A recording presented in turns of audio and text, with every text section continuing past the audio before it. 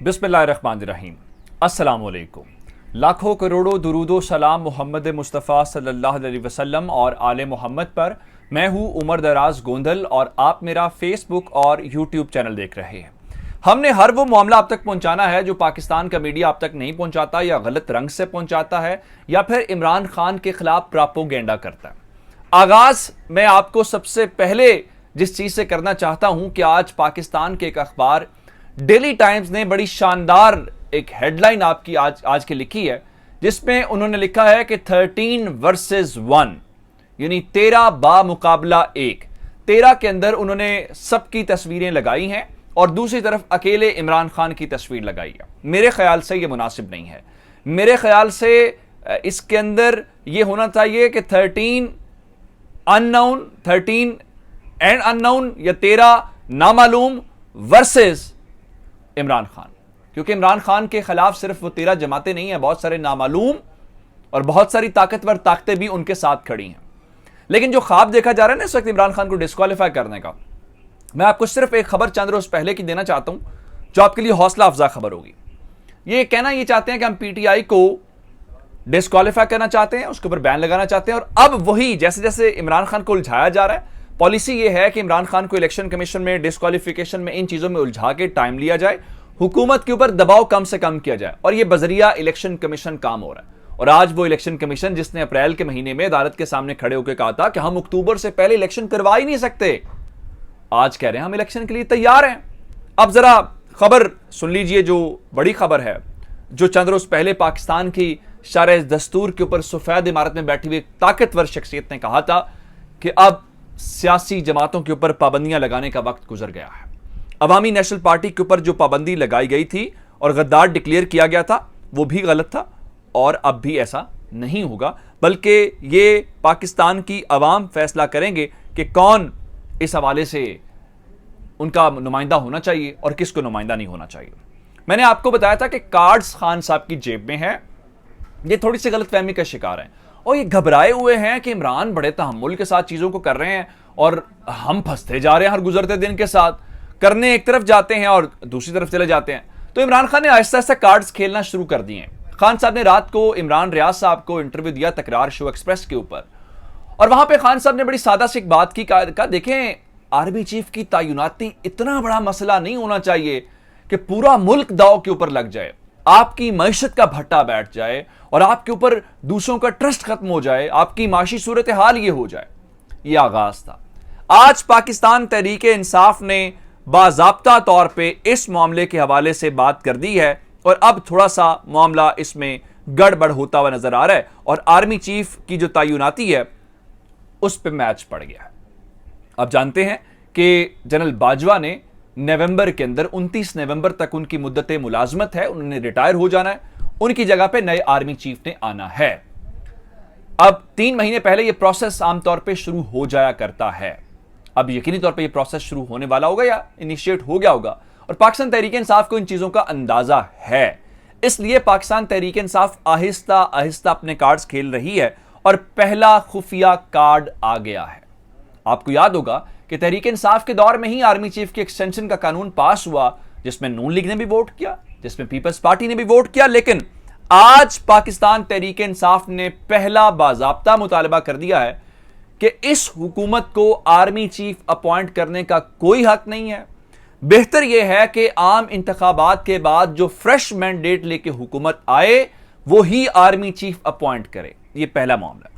दूसरे नंबर के ऊपर चल के तहरीक इंसाफ ने बुनियादी सवाल उठा दिया है और उन्होंने कहा है कि आर्मी चीफ की तैनाती का जो मौजूदा कानून है उसमें सुकम मौजूद है, उसमें इबहाम मौजूद है। मैं सुकम को इलेबोरेट कर रहा हूं, जिसमें वो कह रहे हैं कि खामी मौजूद है और हर 3 साल के बाद इस तैनाती का मसला पड़ जाता है। इसलिए सियासी जमातों को बैठकर इसका फ्रेमवर्क और हल निकालना चाहिए। ये इतनी आसानी से चीजें नहीं हो गई हैं कि कल खान साहब बात कर रहे थे आर्मी चीफ के अपॉइंटमेंट के ऊपर और आज फवाद चौधरी साहब ने ये सारी बातें, चूंकि वो लीगल माइंड भी हैं, तर्जुमान भी हैं, तो उनकी जानिब से, जिसका मतलब ये है कि अभी आप आहिस्ता आहिस्ता करेंगे तो ये चीजें इस तरह होती जाएंगी, सबके लिए मुश्किलात होंगी, फिर एक डिस्क्वालीफाई नहीं होगा। फिर बड़े मसाइल हो जाएंगे। इसलिए जरा तरीके से आहिस्ता से चीजों को लेके आगे चलें। अब जरा आप जानते हैं कि पाकिस्तान तहरीक इंसाफ एहतजाज कर रही है। आज F9 पार्क के अंदर लोग इकट्ठे होंगे और उसके बाद पाकिस्तान तहरीक इंसाफ मुख्तलिफ शहरों के अंदर एहतजाज कर रही है। और आज की खबर जरा सुन लीजिए, आपको मीडिया और तरह से रिपोर्ट करेगा। आज पाकिस्तान तहरीक इंसाफ ने सुप्रीम जुडिशल काउंसिल के सामने एक रेफरेंस सिकंदर सुल्तान राजा के खिलाफ जमा करवाया और उसके बाद मामला इस तरह से हुआ कि उस रेफरेंस को वापस ले लिया गया। आपको लोग ये कहेंगे कि उस रेफरेंस को वापस तहरीक इंसाफ ने ले लिया, तहरीक इंसाफ भाग गई है। नो, वो रेफरेंस चूंकि काफी दिनों से तैयार हो रहा था, रजिस्ट्रार साहब के पास पहुंच गया, लेकिन इस दौरान पाकिस्तान तहरीक इंसाफ ने इसको विड्रॉ किया है। इस बुनियाद के ऊपर उसके अंदर मजीद कुछ कानूनी निकाल शामिल किए जाने जरूरी हैं। तो सिकंदर सुल्तान राजा का वो इलाज कर रहे हैं। उसकी वजह क्या है मैं आपको बता देता हूं। उसकी वजह यह है कि नवाज शरीफ जो पूरी की पूरी गेम कर, मैं अभी 17 अगस्त वाली बात की तरफ आता हूं, जो गेम डालने की कोशिश कर रहे हैं ना, वो इलेक्शन कमीशन के जरिए।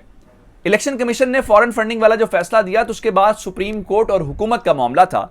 लेकिन खबर एक और सुन लीजिए जो बड़ी खबर है, और वो ये है कि पीडीएम यानी हुकूमती इत्तेहाद ने आज तहरीक इंसाफ के चेयरमैन इमरान खान की नाअहली का रेफरेंस दायर कर दिया है। और ये रेफरेंस सुप्रीम कोर्ट के अंदर दायर नहीं किया गया, ये reference election commission of Pakistan के अंदर दायर किया गया। इलेक्शन कमीशन की तो ये डोमेन ही नहीं है।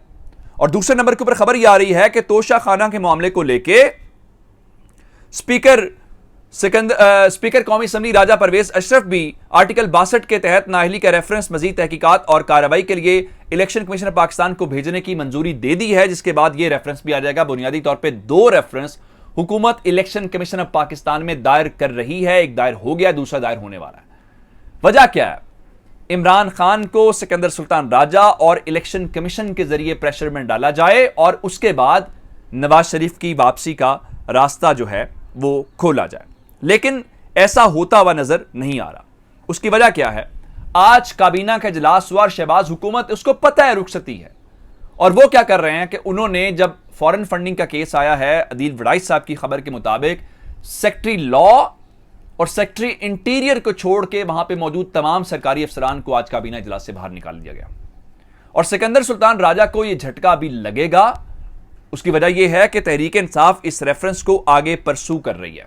और अब जरा मैं 17 अगस्त वाली खबर देने से पहले आपको एक और खबर दे दूं कि पाकिस्तान तहरीक इंसाफ ने उसी तरह से अब इसी इलेक्शन कमीशन के सामने इम्तिहान में डाला है कि अगर इमरान खान के ऊपर डिस्क्वालिफिकेशन है तो शहबाज शरीफ ने झूठा बयान हल्फी दिया, नवाज शरीफ वतन वापस नहीं आए, तो फवाद चौधरी के मुताबिक तहरीक इंसाफ भी कानूनी कार्रवाई करने जा रही है। करें फैसला फिर अगर आपने उसके ऊपर करना है।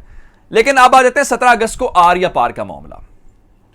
ये सारा खेल जो खेला जा रहा है ना, मैं आपको ये बात बता दूं, इसमें ताकतवर लोगों की मंजूरी शामिल है और नवाज शरीफ की सिर्फ वतन वापसी वो चाहते हैं, जिसके बाद ये जो कह रहे हैं ना जनाब इलेक्शन के लिए हम बिल्कुल तैयार हो गए हैं, चूंकि नवाज शरीफ को वापस आना है और आते ही उन्होंने क्या करना है कि इलेक्शन कैंपेन शुरू करनी है।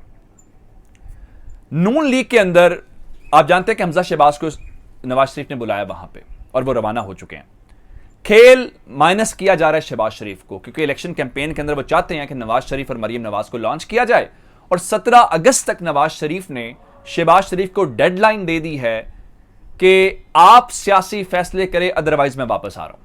मैं आपको खबर दे देता हूं 17 अगस्त को मुमकिना तौर पे नवाज शरीफ की वतन वापसी का ऐलान होने जा रहा है और उसके साथ ही कहा गया है कि मरियम नवाज के मुल्क भर में जलसों का शेड्यूल जारी किया जाए और पीडीएम मिल के मुख्तलिफ शहरों के अंदर इमरान खान के खिलाफ वो जो मैं कह रहा हूं 13 वर्सेस 1 वो करने जा रहे हैं जलसे। तो 17 अगस्त को अब आर या पार होने जा रहा है पाकिस्तान की सियासत का। और नवाज शरीफ को वो जिन्होंने हमें बताया था कि इन्होंने इतने पैसे चोरी किए हैं, ये सारा कुछ किया, अदालतों ने सजाएं दी हैं, उन्होंने फैसला कर दिया कि क्लीन चिट दी जाए और नवाज शरीफ को दोबारा पाकिस्तान की सियासत में एक्टिव किया जाए। यही वो चीज़ है जिसके ऊपर इमरान खान डटा हुआ है। इमरान खान कोई नरमी नहीं पैदा कर, अब ये सारे हरबे उसको गिराने के लिए, उसको झुकाने के लिए किए जा रहे हैं, लेकिन वो फिर भी नहीं मानेगा। अब 17 अगस्त को देखते हैं कि मरियम नवाज को कहा जा रहा है टेक ओवर करेंगी वो, और पार्टी की जो सदारत और पार्टी की हेडशिप है वो शहबाज शरीफ की बजाय मरियम को दिया जाए। और इसीलिए हमजा शहबाज को लंदन बुलाया गया ताकि अंदरूनी इख्तलाफात में ही पे हल हो जाएं। लेकिन मसला सिर्फ हमजा और मरियम का नहीं है, आपका असल इम्तिहान और आपका असल खौफ इमरान खान है। वो किसी सूरत भी आप उसको डिस्क्वालीफाई कर लेंगे तो भी वो आपको जीने नहीं देगा। अपना बहुत सारा ख्याल रखिएगा। खुदा हाफिज़।